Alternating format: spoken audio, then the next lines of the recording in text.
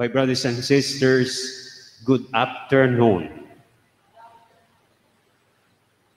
Mayroong mga tao na ang ginagawa ay tumutulong sa kanilang kapwa para sila ay lumago. Subalit mayroon ding mga tao na ang ginagawa ay sinisiraan ang kanilang kapwa. Kaya ayon kay San Pablo sa unang pagbasa mula mismo sa kanyang unang sulat sa mga taga-Korinto, kanyang sinabi na kung tayo ay makasanlibutan pa o makamundo of this world at tayo'y namumuhay ayon sa laman,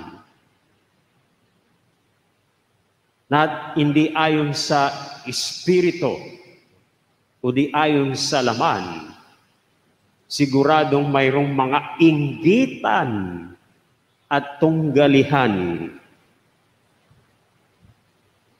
jealousy and rivalry. At kung mayroong inggitan at tunggalian, ay siguradong mayroong paninira o siguradong sisirain natin ang isa't isa. Kasi inggit diba? Kompetisyon, tunggalian. So ganyan, yung mga taong gumagawa pa rin ng mga ganon na sinisiraan ng kapwa, sila ay ayon kay San Pablo, ito yung mga taong makasanlibutan pa rin ang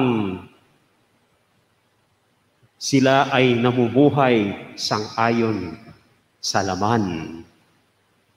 Hindi gusto ng Diyos na sinisiraan natin ang ating kapwa. At siya mismo ayaw niyang sisirain tayo. Ang gusto ng Diyos ay tayo ay lumago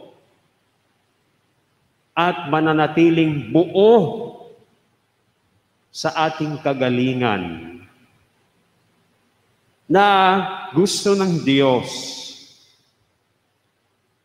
na tayo ay lumago, yan po ay ating natunghayan sa unang pagbasa. Sa sinabi ni San Pablo, sabi niya, ay planted. Ibig sabihin, siya ang nagtanim ng salita ng Diyos sa mga taga-Korinto. Apollos watered it,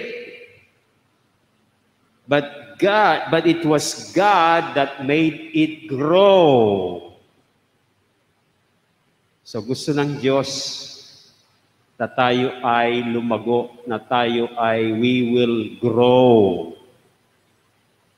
Na ang Diyos ay gusto na tayo ay manumbalik o mananatiling buo sa ating kagalingan, ay atin namang natunghayan sa Ebanghelyo.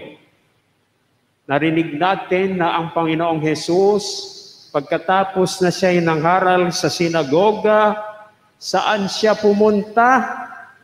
Siya ay pumunta sa bahay ni Apostol Simon.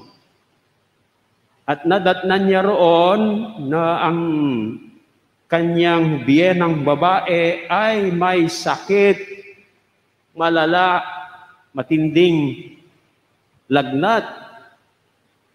Kaya ang mga tao roon ay pinakiusapan ng Panginoon.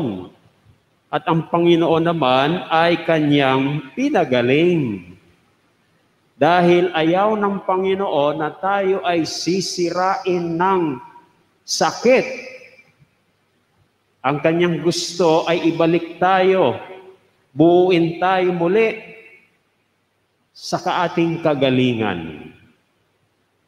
Kaya mga kapatid, kaysa sisiraan natin ang ating kapwa, tularan natin ang Diyos.